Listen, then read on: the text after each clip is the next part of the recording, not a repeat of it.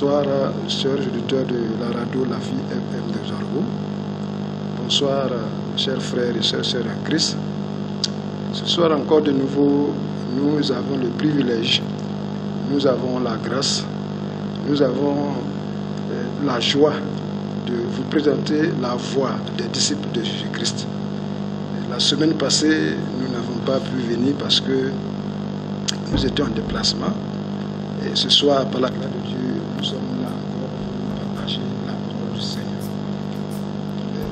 Aujourd'hui, nous allons parler de l'Église de Jésus-Christ. C'est un enseignement, c'est une étude, comme nous l'avons annoncé. Et comme nous vous le conseillons tous les jours, il faut que chacun de nous soit comme les Juifs de Béry. Tout enseignement que nous entendons, toute prédication que nous suivons, il faudrait que nous ayons nos Bibles à côté pour suivre pas à pas, afin de savoir si ce qu'on nous dit est vrai ou c'est faux.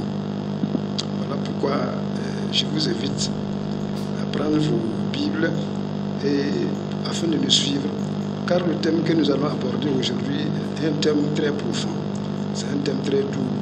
Donc nous verrons ce que c'est que l'Église selon la parole de Dieu. Nous allons aborder aussi ses caractéristiques et surtout nous allons parler des dangers, des fausses conceptions que les gens ont sur l'Église de Jésus-Christ. Et normalement, à la fin de ce partage, nous espérons que vous aurez une idée bien claire sur la différence entre ce que les gens appellent d'habitude Église et ce que le Seigneur considère comme son Église. Donc que le Seigneur bénisse votre écoute. Et au microphone, nous avons le frère Ouedraogo. Donc, quelles sont les fausses conceptions que nous avons héritées des faux enseignements religieux concernant l'Église? Demandez à quelqu'un ce que c'est que l'Église. Sa réponse est toute simple. Il vous dirait que c'est le bâtiment où se réunissent les chrétiens. Si vous sondez les chrétiens, vous verrez que beaucoup de chrétiens vont dans les temples pour multiples raisons. Et ces raisons sont très loin de la foi.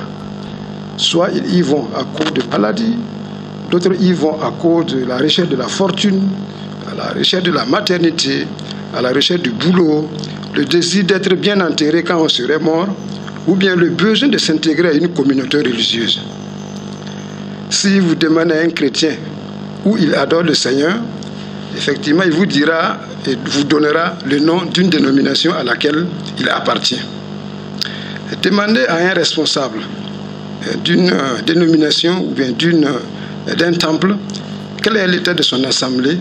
Il irait vous citer le nombre de fidèles qu'il a, le nombre d'annexes qu'il a, le nombre de cultes qu'il fait par jour, par semaine, et il irait même jusqu'à vous donner l'état de sa trésorerie, tout cela pour vous impressionner. Nous voyons à quel point il est facile de définir l'Église selon la religion organisée. Elle est matérielle, elle est concrète. Nous pouvons la toucher de nos mains, la voir, la décrire, la compter, la quantifier. Et ainsi, pour beaucoup d'entre nous, un bâtiment consacré aux réunions religieuses s'appelle Église. Assister à une réunion religieuse s'appelle aller à l'église. Entendre un bon message, une bonne musique au cours de la réunion religieuse s'appelle avoir fait un bon culte ou messe à l'église. Devenir membre de l'organisation religieuse qui possède un bâtiment consacré aux réunions religieuses s'appelle se joindre à une église. Être fondateur ou responsable d'une organisation religieuse s'appelle servir ou œuvrer pour Dieu et servir l'église. Recruter et entasser des gens dans un bâtiment consacré aux réunions religieuses et de les ajouter à la liste des membres de l'organisation religieuse s'appelle la croissance de l'église. Nous voyons simplement les choses à la manière dont nous avons été formés pour les voir. Nous ne voyons pas les choses comme Dieu les voit.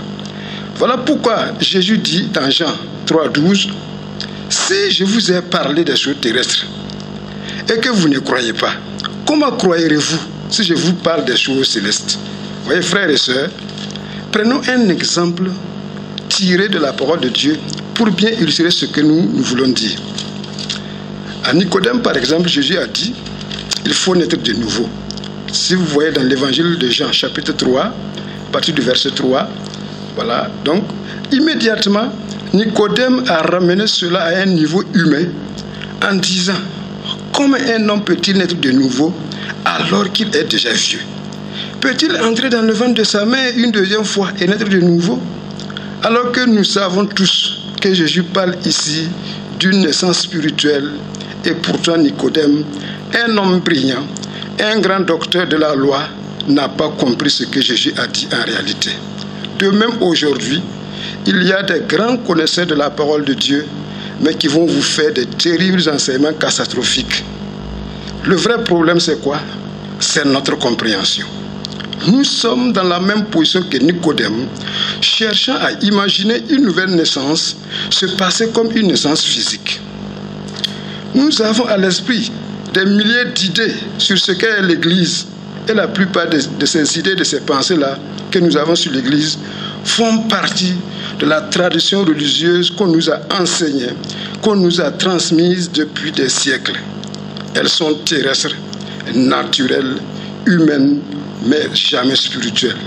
Notamment les bâtiments, les temples, les cathédrales, les chapelles, les croix, les dénominations, les communautés, les prédicateurs, les programmes, la louange, l'adoration, les fêtes religieuses, la chorale, les cérémonies de baptême, de mariage, de funérailles, les diacres, les départements, les dîmes, les offrandes, les conventions, les séminaires, l'école de dimanche, l'école biblique, les groupes de ceci ou de cela, le culte du dimanche, les réunions du mercredi ou du vendredi, les séances d'évangélisation, les réunions de prière, les rencontres des responsables, réunions des femmes, réunions des jeunes, les agapés, les veillées, les jeûnes, les prières, les journées de ceci, les journées de cela.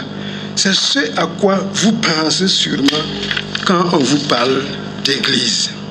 Pourtant, ces choses-là sont purement extérieures, humaines, naturelles, faciles à voir, à entendre, à compter et à expérimenter.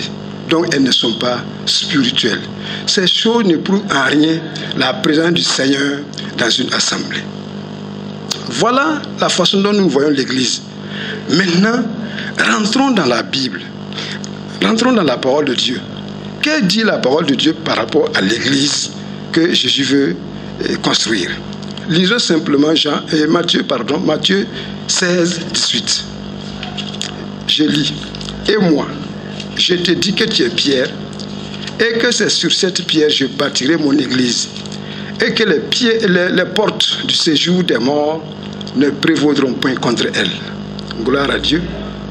Jésus dit qu'il bâtira son église. Mais on peut se demander, quelqu'un a déjà vu ce bâtiment?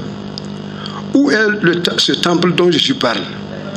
Est-ce que quelqu'un a déjà vu ce que Jésus a dit qu'il veut construire? De quoi est-elle fait cette église? Combien de francs a coûté pour la construire?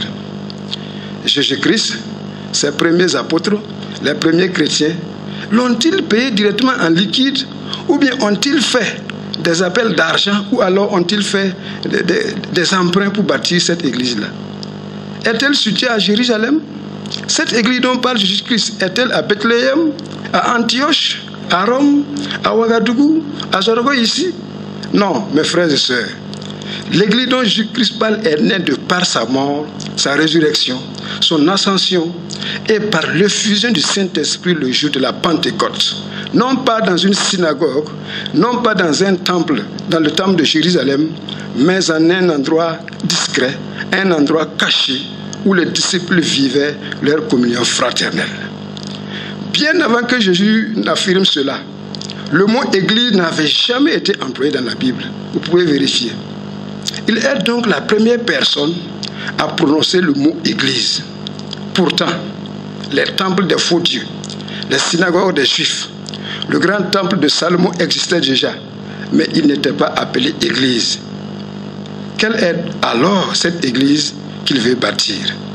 Donc, si nous lisons Matthieu 16, 18, il dit « Je bâtirai mon église ». Jésus dit « je ». Ça veut dire que c'est Jésus-Christ seul qui bâtira son église par sa mort, par sa résurrection, par l'effusion de son Saint-Esprit, par la foi en son œuvre accomplie. Voyez. Donc, il est le seul et l'unique chef pour avoir donné sa vie en rançon pour l'Église. Donc, l'Église, c'est l'ensemble des hommes et des femmes en communion spirituelle avec lui, par la foi en lui et par rien d'autre. Donc, si nous avons bien suivi la lecture, Jésus-Christ n'a pas dit « Allez-y me bâtir des églises partout dans le monde selon vos propres doctrines ». Non, il n'a pas dit ça. Il n'a pas dit non plus « Je vous bâtirai des églises avec des noms, des surnoms selon vos visions individuelles ». Christ n'a jamais dit ça. Il n'a pas dit « Vous allez me bâtir mes églises de toute nature, de toute taille, de toute nationalité, selon chacun ses expériences ou ses interprétations personnelles ». Non, Jésus n'a pas dit ça.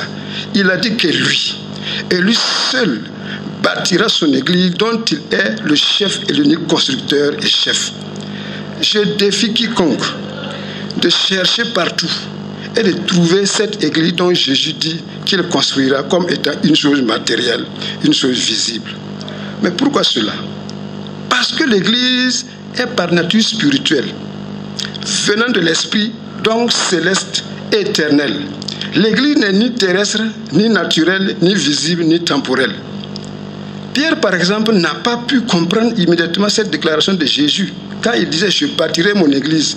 Mais plus tard, lorsque Pierre a reçu le Saint-Esprit et il a eu le discernement par l'Esprit, il a compris la vérité spirituelle dont Jésus parlait et il a pu écrire dans 1 Pierre chapitre 2, versets 4 à 5. Lisons.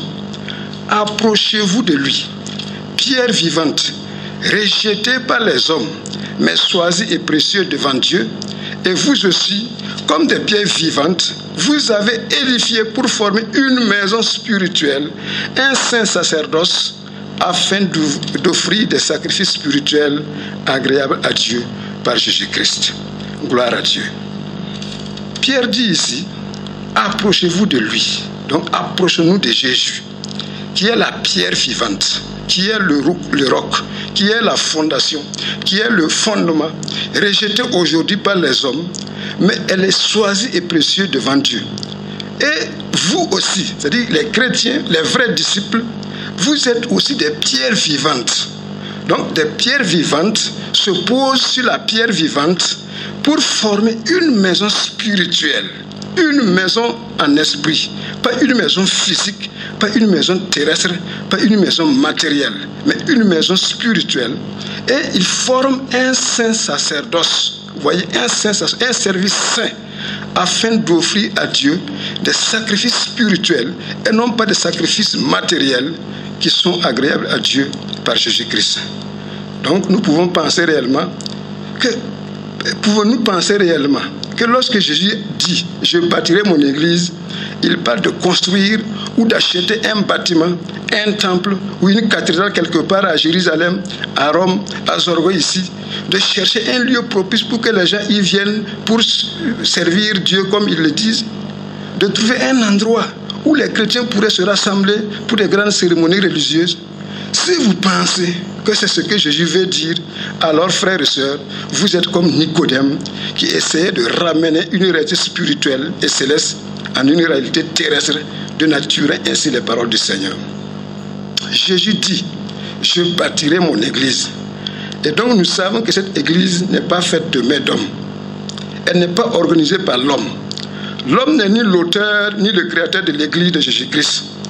Voilà pourquoi nous pouvons dire dans Ésaïe 66, 1, il est écrit, ainsi dit l'Éternel, les cieux sont mon trône, et la terre le marchepied de mes pieds. Quelle est la maison que vous me bâtirez? Et quel est le lieu de mon repos? Quelle est la maison que l'homme peut bâtir pour Dieu? Quel lieu nous les hommes nous pouvons construire pour que Dieu se repose? Si nous lisons dans les Actes des Apôtres, chapitre 17, verset 24, il est écrit, le Dieu qui a fait le monde et toutes les choses qui y sont, lui qui est le Seigneur du ciel et de la terre, n'habite pas dans des temples faits de mains, Je répète, Dieu n'habite pas dans des temples faits de mains. Et il n'est pas servi par des mains d'hommes, comme s'il avait besoin de quelque chose, lui qui donne à tous la vie et la respiration et toutes choses. Ça, c'est Actes 17, 25. Étant donc de la race de Dieu, nous ne devons pas penser que la divinité soit semblable à de l'or, à de l'argent ou à de la terre, à une œuvre sculptée de l'art ou de l'imagination de l'homme. Ce qui revient à dire que Dieu n'est pas dans de l'or, Dieu n'est pas dans l'argent, Dieu n'est pas dans la pierre, Dieu n'est pas dans le ciment, Dieu n'est pas dans le bois, Dieu n'est pas dans la ferraille, Dieu n'est pas dans une œuvre sculptée, Dieu n'est pas dans l'imagination des choses imaginées et créées par l'homme. Celui qui bâtit l'Église, c'est Jésus-Christ. C'est quelque chose qui est au-delà de l'humain, de la capacité de l'homme. L'Église alors n'est ni un système humain. Ce n'est pas une organisation ou une dénomination humaine, ni un mouvement humain. La preuve, quand Saul de Tarse ravageait l'Église au 1er siècle, Jésus, en le rencontrant sur la route de Damas, a révélé clairement qu'il est l'Église. Jésus est l'Église. Lisons dans Actes chapitre 9, verset 5. Il dit, « Qui es-tu, Seigneur ?» Donc c'est Saul qui pose la question. « Qui es-tu, Seigneur ?» Et Jésus répondit, « Je suis Jésus que tu persécutes. » Vous voyez? Donc remplaçons Jésus par l'Église. Jésus dit, je suis l'Église que tu persécutes. Si Paul persécute les chrétiens, les croyants, et Jésus dit que c'est moi que tu persécutes, c'est-à-dire que Jésus s'identifie à son Église. Alors que Paul ne ravageait pas des temples, Paul ne brûlait pas des synagogues, Paul ne s'en prenait pas au temple de Jérusalem. Donc, tout comme la nouvelle naissance ou le royaume de Dieu, l'Église émane d'en haut. Elle prend son origine dans l'esprit et par l'esprit. Elle est donc spirituelle. Et l'Église vient du mot grec ecclésia, qui signifie assemblée, le rassemblement de tous ceux qui sont appelés et mis à part, hors du monde, hors de toute forme de religion organisée. Et nous voyons que selon la Bible, elle est une maison spirituelle de pierre vivante. C'est la réunion d'un peuple mis à part, tous ensemble unis en Christ. Maintenant, quelles sont les caractéristiques de l'Église du Christ? Premièrement, frères, le nombre ne compte pas. Le nombre ne signifie pas la présence du Seigneur. Lisons dans Matthieu 18, 20. Car là où 2 ou 3 sont assemblés en mon nom, je suis là au milieu d'eux. Ce verset est très très court, frères et sœurs, mais il est très très très profond. Si nous l'analysons réellement, nous voyons que parfois nous passons à côté des choses fondamentales.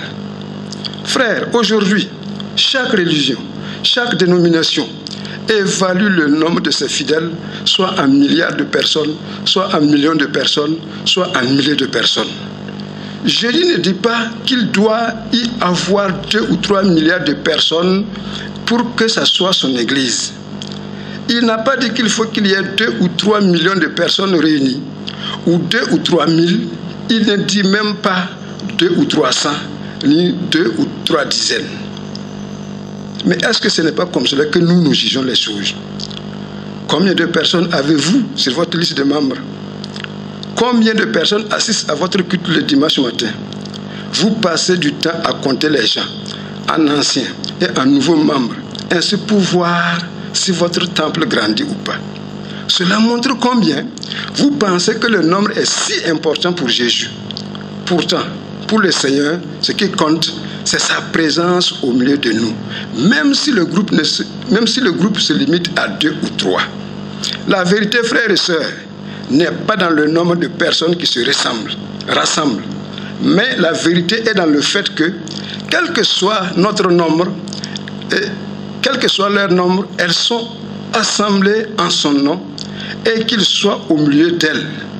Nous devons vraiment rechercher cela, car beaucoup de choses faites au nom de Jésus n'ont rien à voir avec Jésus. C'est l'esprit de la religion, ce n'est pas l'esprit du Christ. Donc même si nous disons que nous nous rassemblons en son nom, ce n'est pas ce que nous disons qui compte. L'important, est-ce que Jésus est au milieu de nous? Est-il là? Voilà pourquoi il nous répond dans Apocalypse 3:20. Voici, je me tiens à la porte et je frappe. Si quelqu'un entend ma voix et qu'il ouvre la porte, j'entrerai chez lui et je souperai avec lui et lui avec moi. Frères et sœurs, Jésus-Christ est hors des églises bâtiments. Il frappe à la porte de chaque pierre vivante pour y demeurer. Jésus-Christ ne frappe pas à la porte d'un temple. Jésus-Christ ne frappe pas à la porte d'un hangar.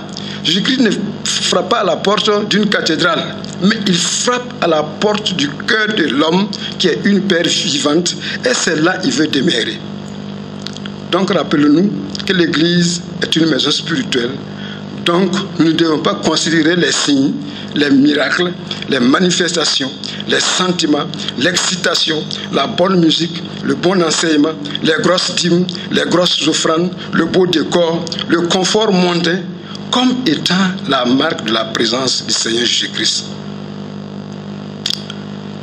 Là, le fait que Jésus soit au milieu de nous n'est pas quelque chose que nous pouvons voir, entendre et ressentir dans notre chair, contrairement à ce que nous remarquons des fois dans nos réunions.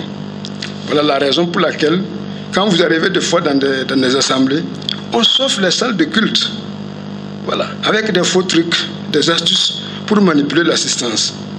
Imaginez quelqu'un qui vous dit « Entrons maintenant dans la présence de Dieu ».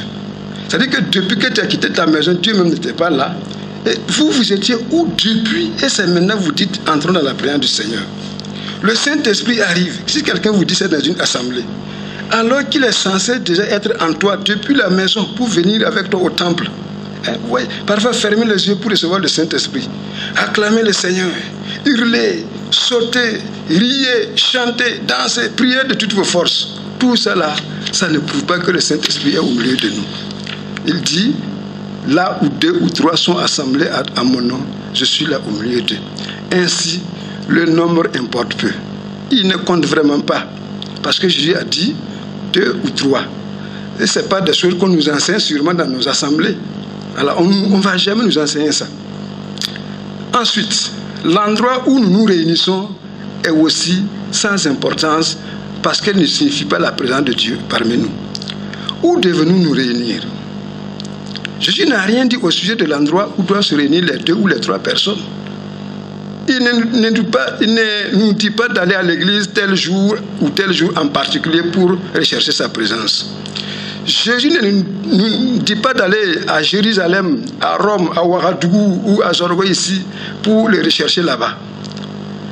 Il ne nous dit pas de commencer une réunion dans notre salon et qu'ensuite il va nous rencontrer là-bas. Non. Nous pouvons faire toutes ces choses-là et pourtant ne pas être dans la présence du Seigneur. Rappelons-nous, frères et sœurs, de la femme samaritaine près du puits, dans Jean 4, versets 20 à 26.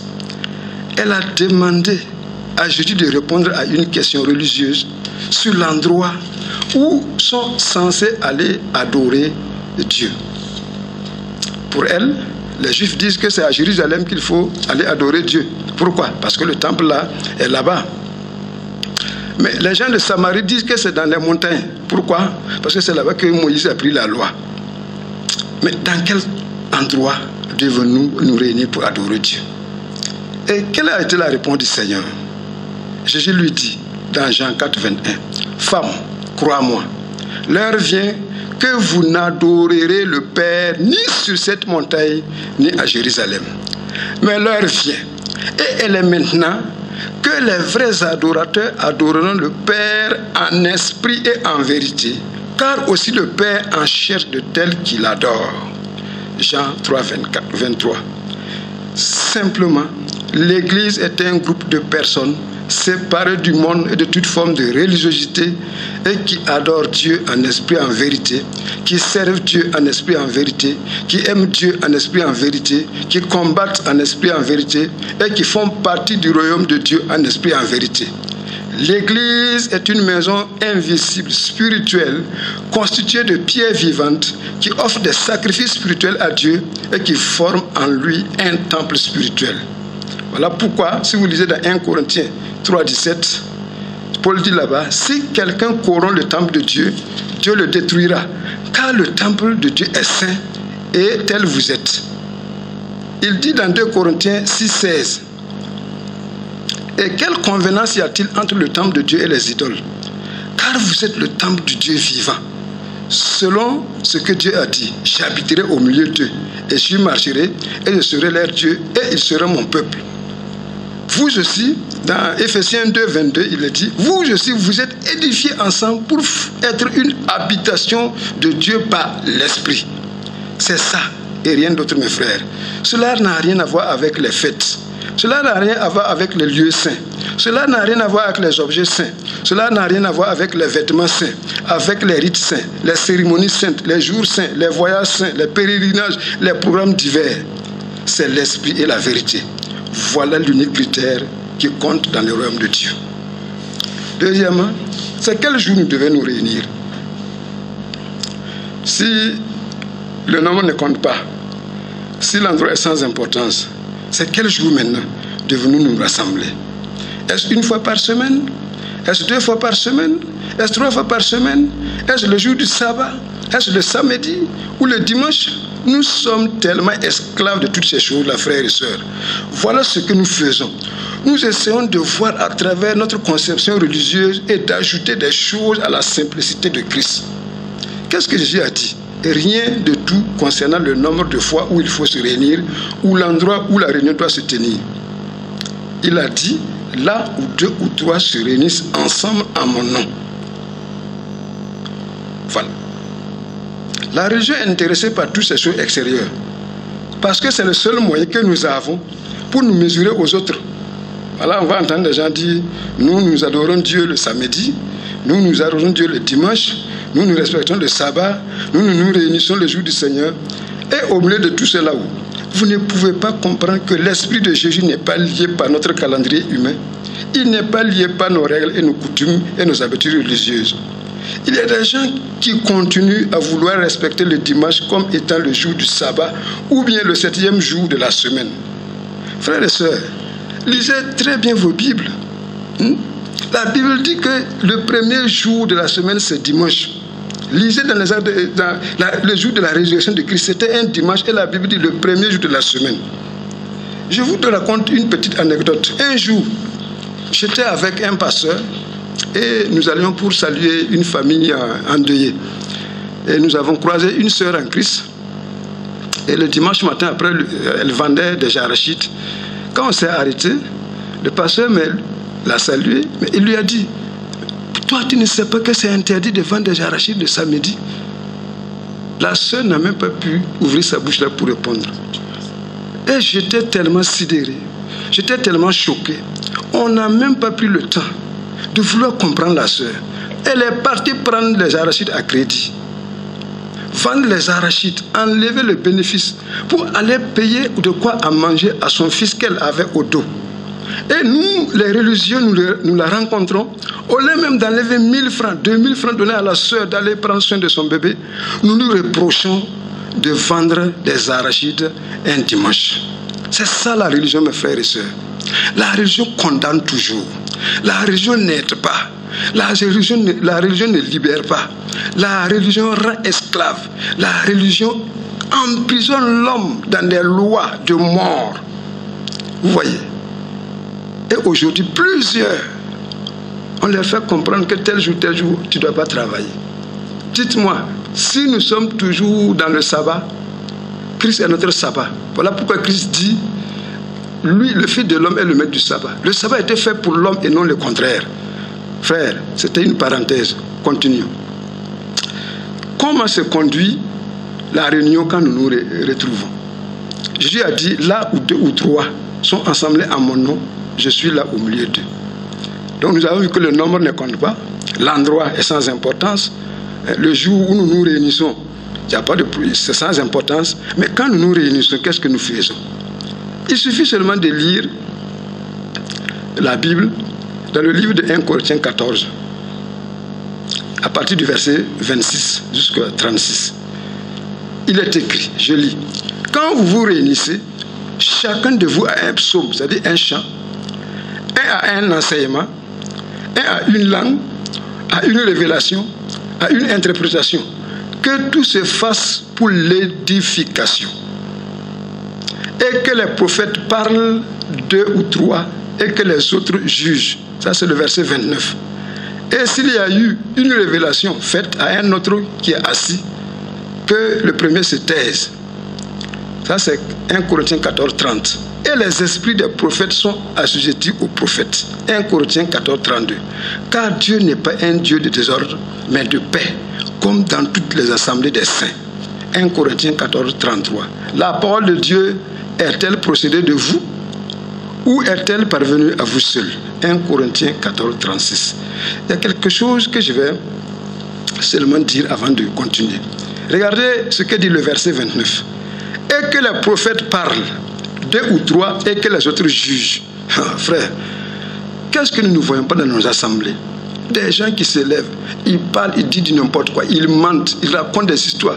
Quand tu veux leur dire que ce qu'ils sont en train de dire n'est pas biblique, ils vont dire que tu les juges. La Bible nous dit quoi?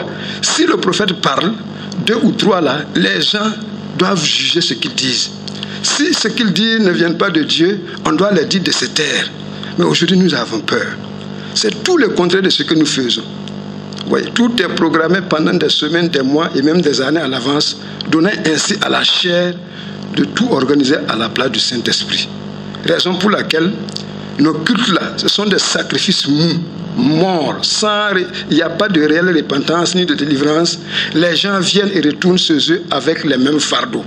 On dirait que nous sommes dans une foire d'hypocrisie. Nous voyons aussi que l'Église se réunit dans des lieux privés, c'est-à-dire dans des maisons de frères ou de sœurs. Voici quelques exemples. Si nous lisons dans Romains 16, 3 à 5, « Saluez Prisca et Aquilas, mes compagnons d'œuvre en Jésus-Christ. Saluez aussi l'Église qui est dans leur maison. » Frères, changeons l'Église par temple. Vous qui pensez que l'Église là, c'est le temple, c'est le bâtiment. Je reprends. Saluez Prisca et Aquilas, mes compagnons d'œuvre en Christ. Saluez aussi le temple qui est dans leur maison. Est-ce qu'un temple peut être dans la maison de quelqu'un? Lisons encore 1 Corinthiens 16, 19. Les églises d'Asie vous saluent. Et remplaçons église par temple. On va dire les temples d'Asie vous saluent. Est-ce qu'un temple peut saluer quelqu'un? Aquilas et Priscille avec l'église qui est dans leur maison. Si nous remplaçons l'église par temple, ça donne le temple qui est dans leur maison. Si nous lisons dans Colossiens 4, 15, saluez les frères qui sont à Laodicée et Nymphas et l'église qui est dans sa maison. Une église qui est dans la maison de quelqu'un. Si vous remplacez l'église par temple, ça donne quoi? Et le temple qui est dans sa maison. Un temple ne peut pas être dans la maison de quelqu'un. Philémon, versets 1 et 2. À Philémon, notre bien-aimé et notre compagnon d'œuvre, et à l'église qui est dans ta maison. Vous voyez, l'église qui est dans ta maison. Frère, il est clair qu'à partir de ces versets-là, l'église primitive se réunissait dans des maisons. Ils étaient l'église qui se rassemblait dans des maisons privées. Pour dire que l'église, ce sont les gens. Ce n'est ni une organisation, ce n'est ni un bâtiment, ce n'est ni une dénomination, ce n'est pas le lieu de réunion. Il y avait des bâtiments. Il n'y avait pas de bâtiment ou de temple pour les chrétiens à l'époque.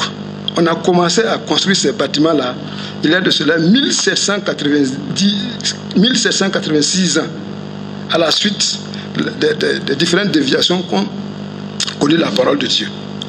L'Église ne se repose jamais sur un homme, sur une famille ou bien sur un groupe d'hommes. Pierre n'est ni le fondateur de l'Église du Seigneur, ni son remplaçant. Aucun autre apôtre n'a été désigné pour remplacer physiquement Jésus-Christ à la tête de son Église. Aucun homme ne peut prétendre avoir une telle autorité car l'Église n'a point de père en dehors du Seigneur qui la dirige par son Saint-Esprit.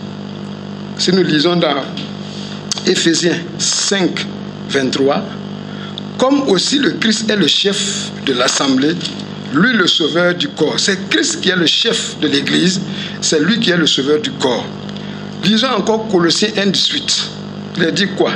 Il est le chef du corps de l'assemblée, lui qui est le commencement, le premier-né d'entre les morts, afin qu'en toute chose, il tienne lui la première place.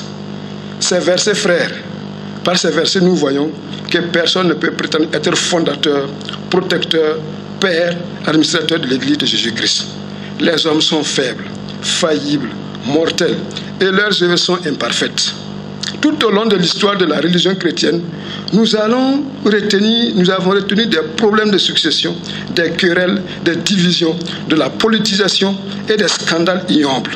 De même, aujourd'hui, nous avons pour preuve des guerres de succession qui se livrent des pasteurs dans leur propre dénomination, des héritiers, des enfants de pasteurs qui luttent pour garder les temples de leur papa, des pasteurs qui envoient former leurs fils pour venir récupérer l'assemblée après la mort du père, des femmes pasteurs ou des femmes de pasteurs qui veulent diriger et contrôler les assemblées construites ou dirigées par leur mari. Nous avons des assemblées qui se divisent par ethnie contre ethnie, riches contre pauvres, anciens contre nouveaux, lettrés contre illettrés, autochtones contre étrangers, famille contre famille, fondateurs contre successeurs, responsables contre adjoints, pasteurs contre diacres. Voyez, les responsables de nos dénominations ne sont pas choisis le plus souvent selon la volonté du Saint-Esprit, car le Saint-Esprit est absent dans toutes ces manipulations et toutes ces combines que nous faisons pour les voter et pour les élus. Si vous lisez dans Actes des Apôtres 1,26, on a jeté un sort pour pouvoir choisir Matthias afin qu'il remplace Judas. On ne l'a pas voté. Les Matthias ne sont pas allés faire des campagnes, aller corrompre les gens la nuit, parce qu'ils sont diplômés, parce qu'ils ont tel diplôme, on les a mis devant. Non, c'est le Saint-Esprit qui doit mettre qui il veut à la place qu'il veut. C'est ça l'Église de Jésus-Christ. L'Église du Seigneur n'est pas divisée en dénominations. Ça, c'est imparable. Voyez. Bien vrai que l'Église est un corps, c'est le corps du Christ. À l'image du corps humain, l'Église a des membres, mais tout comme le corps humain, ses membres ne se combattent pas, mais elles sont solidaires. Pourtant, c'est le contraire que nous voyons de nos jours. Chaque dénomination se dit être dans la vérité, chaque dénomination se dit être un membre supérieur, tout en évoluant librement, indépendamment du corps, comme si une jambe, un bras, se suffit à lui-même pour être un corps tout entier. Personne, je dis bien personne, n'a jamais vu un pied ou une main ou un bras se balader seul comme ça dans la nature. Voilà pourquoi la Bible dit dans 1 Corinthiens 1,12. Or voici ce que je dis, c'est que chacun de vous dit, moi je suis de Paul, et moi d'Apollos, et moi de Céphas, et moi de Christ. Christ est-il divisé? Paul a-t-il été crucifié pour vous? Ou avez-vous été baptisé au nom de Paul? Frères et sœurs, c'est pour dire simplement, aujourd'hui, c'est les incompréhensions, c'est les bagarres, c'est les intérêts purement personnels qui sont à l'origine de la création des dénominations que nous voyons aujourd'hui. Lisez 1 Corinthiens 3, 4 à 11 et 1 Corinthiens 3, 1 à 23. Aujourd'hui, chaque temple, l'église de Jésus-Christ n'a pas de nom. Voilà, l'église de Jésus-Christ n'a pas de nom. Aujourd'hui, chaque temple, chaque bâtiment se donne un nom souvent tiré de la Bible, pensant que cela couvrirait leur erreur. Nous avons des exemples d'églises dénominationnelles que vous connaissez. Donc, il y a des temples qui ont le nom de temple Shalom, temple de la miséricorde, église de la compassion, église des saints du Kokokwa, église de ceci ou église de cela. Contrairement aux enseignements du Nouveau Testament, les assemblées construites par les hommes portent des noms qui prouvent qu'elles sont des propriétés de groupes de personnes ou d'une autre personne. Des pauvres hommes mortels se prennent pour Dieu avec des titres comme ministère du révérend un tel, ministère du docteur Y, ministère du prophète un tel. La preuve que leurs ministères ne sont point de Jésus-Christ, mais des ministères personnalisés, basés sur des expériences purement humaines, voire démoniaques. Ce sont des boutiques personnelles où chacun fait tout ce qui lui passe par la tête, sous l'inspiration des démons. Jean 7,8 dit, comment pouvez-vous croire, vous qui recevez de la gloire l'un de l'autre, et qui ne cherchez pas la gloire qui vient de Dieu seul? Jean 5,44. Jean 7,18 dit, celui qui parle de par lui-même cherche sa propre gloire, mais celui qui cherche la gloire de celui qui l'a envoyé, celui-là est vrai, il n'y a point d'injustice en lui. Frères et sœurs, à la lumière de ce qui vient d'être vu, il y a l'église bâtie par le Seigneur et les églises maisons construites par des groupes d'individus ou des individus. Voici la différence claire et nette à faire et à retenir pour ceux qui cherchent la vérité. L'église du Seigneur, personne ne peut la voir, la localiser, la compter, lui donner un lieu de réunion, lui donner un nom, car elle est spirituelle. Les églises bâtiments ou dénominations sont partout où vous allez, dans nos campagnes et dans nos villes, parfois plusieurs dans nos quartiers. Si vous allez au nord, il y en a. Au sud, vous en aurez. À l'est, il y en a. À l'ouest, il y en a. Au centre, il y en a. Vous les voyez partout, de manière physique, par leur bruit, par leur jeu de lumière, par leur publicité mensongère. Elles ne sont pas construites par le Saint-Esprit, mais par des mains humaines, en violation de la parole de Dieu, qui dit: personne ne peut poser d'autre fondement que celui qui est posé, lequel est Jésus-Christ. 1 Corinthiens 3, 11. Ayant été édifié sur le fondement des apôtres et des prophètes, Jésus-Christ lui-même étant la maîtresse pierre du coin. Éphésiens 2, 20. Frères et sœurs, si quelqu'un vous dit: voici le Christ est ici, ou il est là, ne le croyez pas. C'est ce que dit Matthieu 24, 23. Chacun dit: Christ est chez nous. La vérité est chez nous. Christ est dans notre temple. Il dit: car il se lèverait de faux Christ et de faux prophètes. Et ils montreront de grands signes et de prodiges de manière à séduire, si possible, même les élus. Matthieu 24, 24. Voici, je vous l'ai dit à l'avance. Matthieu 24, 25.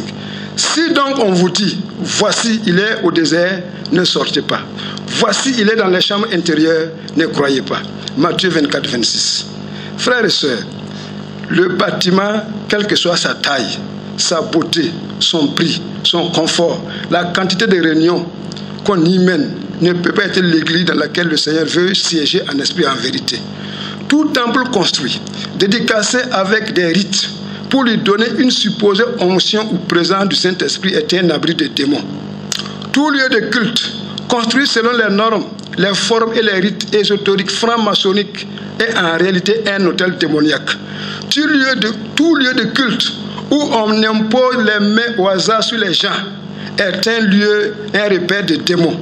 Tout lieu de culte où on vous demande de vous disposer pour recevoir le Saint-Esprit est un lieu de transfert de démons, car le Saint-Esprit n'habite jamais dans la ferraille, dans le ciment, dans le sable ou le bois. Tout endroit de culte où on utilise de l'eau, de l'huile, du tissu, des balais, des croix, et on vous vend avant ou après des prières ou des services spirituels et autres objets supposés opérer des miracles est en réalité un temple de démons. Tout temple où vous voyez des croix, des statuettes, des photos, des posters du fondateur ou de sa femme, des images, des drapeaux, des fauteuils spéciaux, des trônes pour les soi-disant hommes de Dieu est en réalité un temple de démons. Un lieu dit de prière où la bénédiction de Dieu se limite à l'argent, à la prospérité, aux miracles, aux prophéties et aux prières incantatoires est un repère de faux ouvriers. Un lieu de prière où les choses mondaines ne gênent plus personne est un club religieux et non une assemblée qui cherche à glorifier le Seigneur dans son corps et dans son esprit. Des tenues mondaines, des distractions mondaines, des danses mondaines, des ballets, des théâtres, des films profanes, de la vente aux enchères, des ventes de grâce et d'onction. Celui qui donne plus, il gagne plus. Ça, ce n'est pas l'évangile de Jésus-Christ. Un lieu de culte où papa ou maman pasteur ont des fauteuils majestueux dominant l'assemblée par leur présence orgueilleuse est un repère de loups ravisseurs. Il y a des assemblées où vous arrivez, vous avez des gros fauteuils qui sont posés. Tant que le pasteur ne s'assoit pas ici, personne ne doit s'asseoir là-bas. Ce sont des repères de loups ravisseurs. Un lieu de culte où on terrasse les gens en masse sous prétexte de délivrance est une salle de spectacle de démons. On terrasse les gens du judo, du karaté pour faire tomber les gens, pour simuler la présence du Saint-Esprit. Ça c'est une salle de spectacle de démons. Tout enseignement, tout serviteur dit de Dieu qui invite les gens à donner de l'argent, à s'aimer dans sa vie ou dans son ministère pour être béni, pour construire des temples faits de ferraille, de bois, du sable et du ciment, et non pas pour aider, soutenir, soulager, nourrir, soigner, secourir les membres des assemblées qui sont dans le besoin. Cet homme-là n'est pas dans la vérité de la parole. Si vous lisez dans le Nouveau Testament, vous verrez que les assemblées levaient des fonds uniquement par la collecte de dons volontaires et non pas des dons forcés ou imposés pour soutenir d'autres assemblées dans le besoin. Un lieu de prière qui porte le nom d'un groupe ou d'un fondateur est une boutique spirituelle. Un lieu de culte où le fondateur ou le responsable, bien que bien portant, utilise le prétexte d'un appel à plein temps pour ne pas travailler, mais vit sur le dos des disciples et des fidèles, est tout sauf une assemblée de Jésus-Christ. Le vrai serviteur de Dieu, s'il n'est pas malade, doit travailler lui-même pour aider les autres. Il ne passe pas son temps à les intimider, à les maudire à cause des dîmes ou des offrandes qu'il n'aurait pas payées.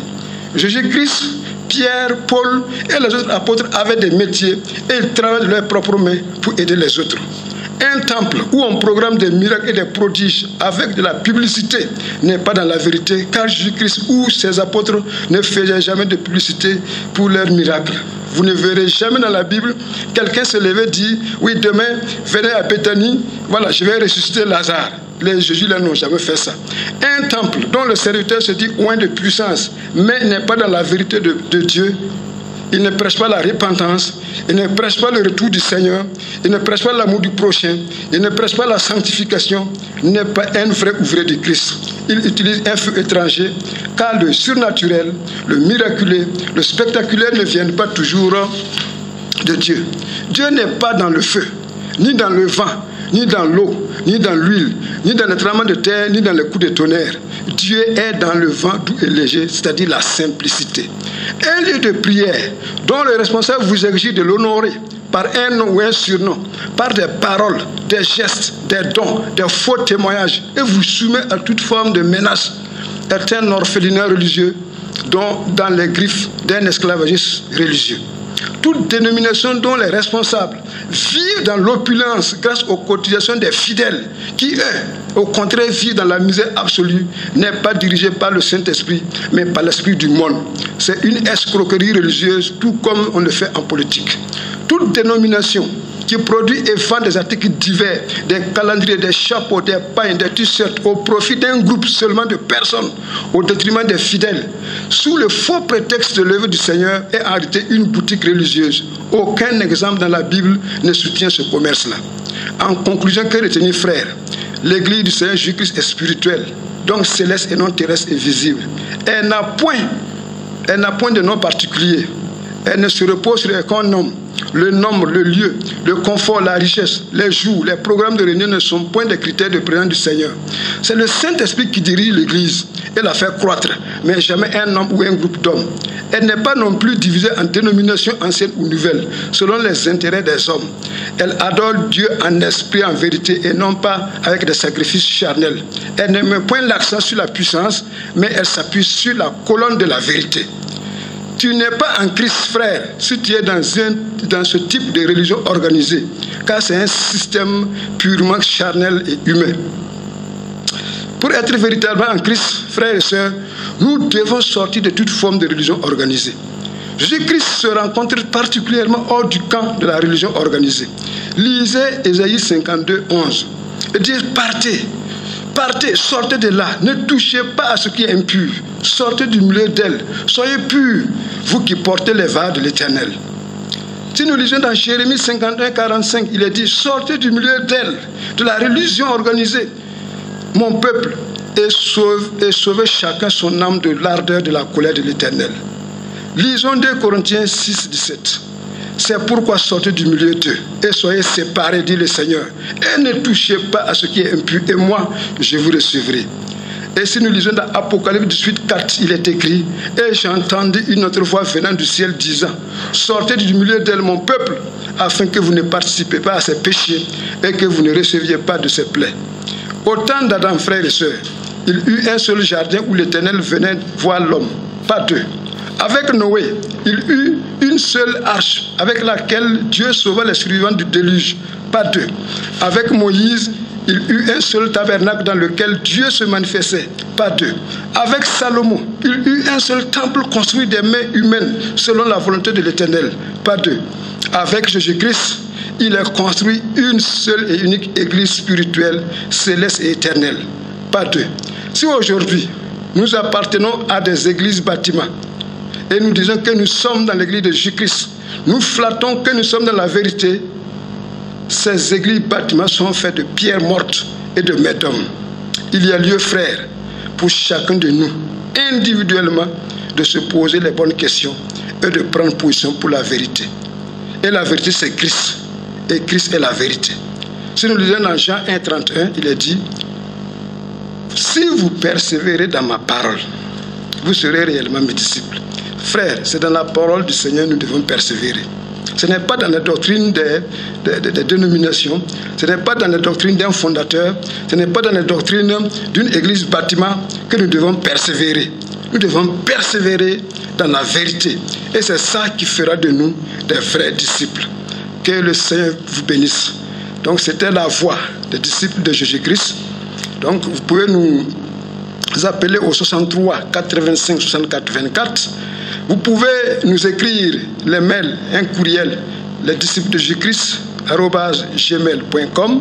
Vous pouvez aussi visiter notre site web, c'est-à-dire www.lesdisciples-de-jésus-christ.com. Que le Seigneur bénisse cette radio, que le Seigneur bénisse cette ville et que le Seigneur fortifie le personnel de cette radio. Merci frères et sœurs et à la prochaine. C'était le frère Ouedraogo depuis le studio de Radio La Vie FM. Soyez bénis. Amen.